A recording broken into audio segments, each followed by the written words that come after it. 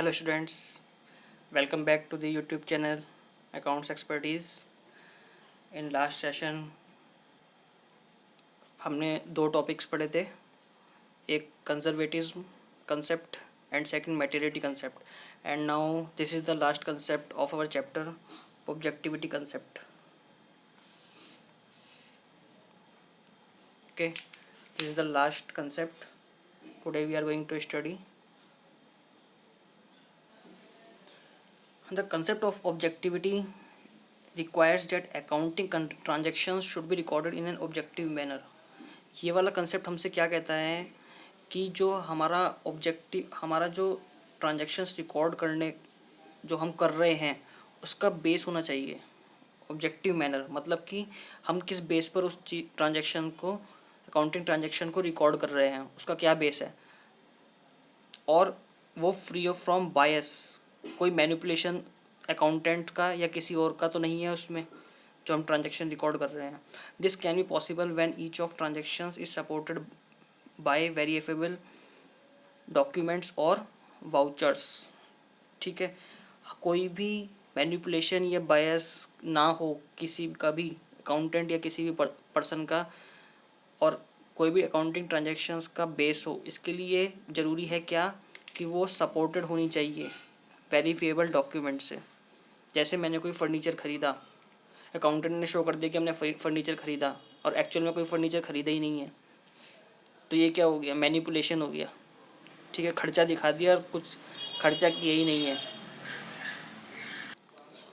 लेकिन अगर हमारे पास उसका सपोर्टिव डॉक्यूमेंट होगा कोई कि हाँ हमने ये, हमारे पास टैक्स इनवॉइस है, हमने ये क्या कहते हैं फर्नीचर का बिल पड़ हमारे पास बिल है, और हमने कैश रिसिप्ट, हमारे पास कैश पेड की रिसिप्ट है,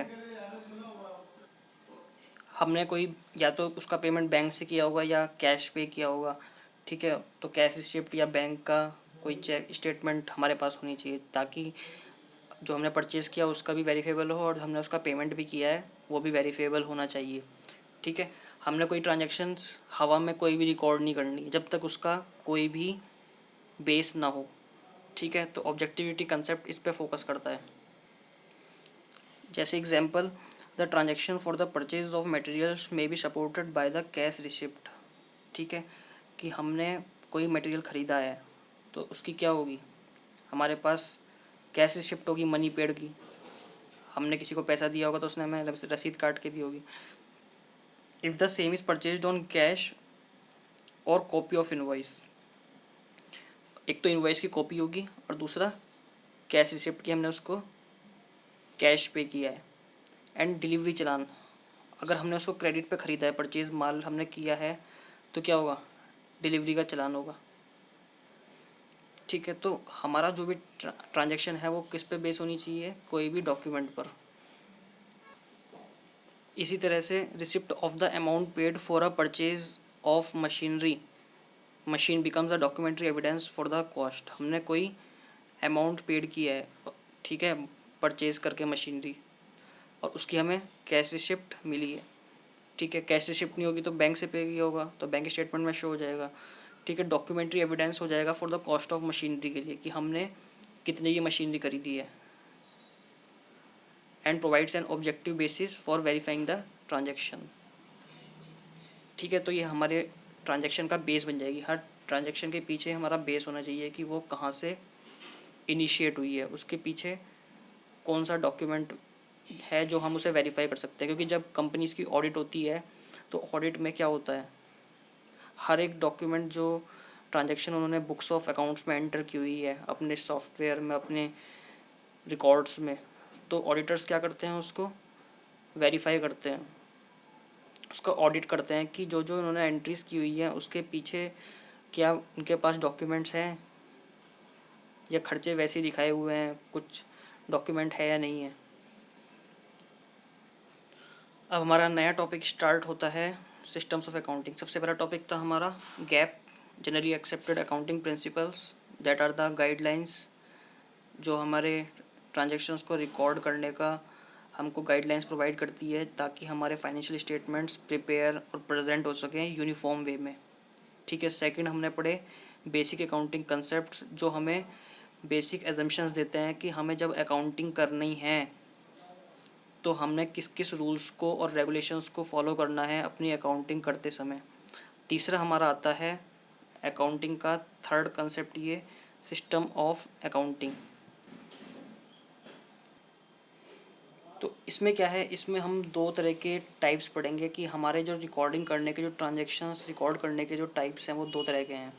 the system of recording transactions in the book of accounts are generally classified into two types, एक है डबल एंट्री सिस्टम और एक है सिंगल एंट्री सिस्टम।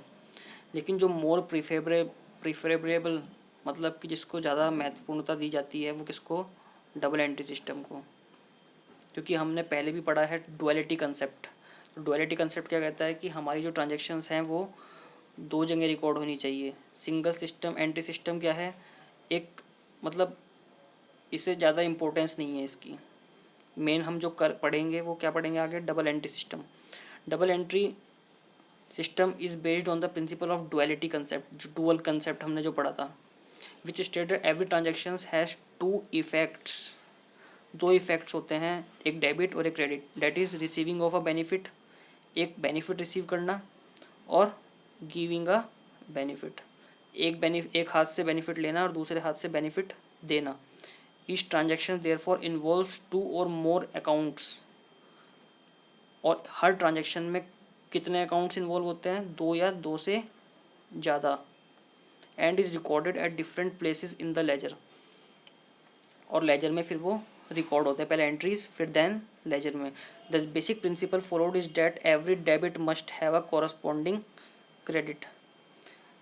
एक इसके पीछे बेसिक प्रिंसिपल क्या है कि हर डेबिट का एक कॉरस्पॉन्डिंग क्या होगा, क्रेडिट। जैसे डेबिट मतलब क्या, कैश हमने लिया किसी से, ठीक है, और क्रेडिट मतलब सेल्स,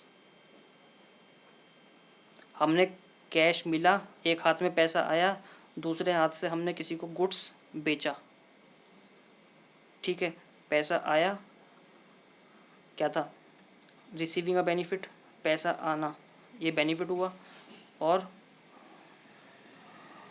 गुड्स बेचा, ये बेनिफिट दिया, ठीक है। Thus one account is debited, एक अकाउंट डेबिटेड होता है और दूसरा क्रेडिटेड होता है। ये है डबल एंट्री सिस्टम। क्या है, double entry system is a complete system as both the aspects of transaction recorded in the books of account. ये क्या है, कंप्लीट सिस्टम है। The system is accurate and more reliable as the possibilities of frauds and misappropriations are minimised. ये क्या करता है, complete system है जो दोनों एस्पेक्ट्स को of transactions are recorded in the books of accounts, ठीक है, जो दोनों अकाउंट एस्पेक्ट्स को क्या करता है, रिकॉर्ड करता है बुक्स ऑफ अकाउंट्स में। द सिस्टम इज एक्यूरेट, ये वाला सिस्टम क्या है, ज़्यादा एक्यूरेट है और मोर रिलायबल है as the possibilities of frauds and misappropriations are minimised, ठीक है ना। इसमें क्या है, ये जो डबल एंट्री सिस्टम है इसमें कोई भी फ्रॉड होने का कोई चांस नहीं बनता है, मतलब कम हो जाते हैं चांसेस बहुत बहुत। और सिंगल एंट्री सिस्टम क्या है, is not a complete system of maintaining records of financial transaction. It does not record twofold effect of each and every transaction. Twofold effect मतलब ये डुअलिटी, जो dual concept है उसको follow नहीं करता है single entry system. It does not record two-fold effect of each and every. Instead of maintaining all the accounts, only personal accounts and cash book are maintained under this system. हम आगे पढ़ेंगे कि personal accounts क्या होते हैं और cash book क्या होता है, ठीक है।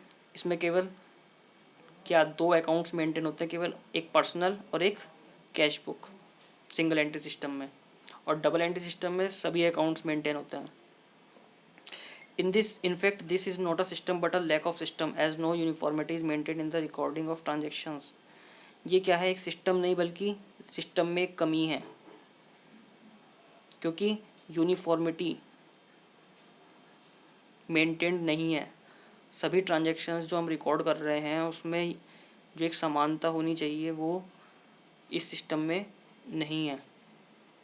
ठीक है। For some transactions only one aspect is recorded, कुछ ट्रांजेक्शन्स के लिए केवल एक ही आस्पेक्ट रिकॉर्ड हो रहा है। जैसे कोई कैश से रिलेटेड ट्रांजेक्शन हुई तो उसमें कैश रिकॉर्ड हो जाएगा, कोई पर्सनल अकाउंट से रिलेटेड कोई हुई तो उसमें पर्सनल रिकॉर्ड हो जाएगा, कोई जनरल एंट्री हुई तो उसमें तो कुछ भी नहीं हो पाएगा। Only one entry aspect is recorded, for other both the aspects are recorded. और दूसरी कुछ के लिए एक आस्पेक्ट रिकॉर्ड होता है और दूसरे के लिए दोनों ही एस्पेक्ट रिकॉर्ड हो जाते हैं। The accounts maintained under this system are incomplete and unsystematic, therefore not reliable. तो जो अकाउंट्स मेंटेन होते हैं इस सिस्टम के अंदर वो कम्प्लीटली क्या है, इनकम्प्लीट है मतलब, और अनसिस्टमेटिक है एंड देयरफॉर नॉट रिलायबल। ठीक है, तो हम आगे पढ़ेंगे सिंगल एंट्री सिस्टम और डबल एंट्री सिस्टम दोनों क्या क्या होते हैं। जब हम प्रैक्टिकली इसको करेंगे तो और भी ज़्यादा हमें क्लियरली होगा। अभी अब तक हमारा जितने भी हमने 2 चैप्टर पढ़े तक हमारा थियोरेटिकल पोर्शन ही हमने कवर किया है। प्रैक्टिकल करना अब नेक्स्ट चैप्टर से स्टार्ट हो जाएगा।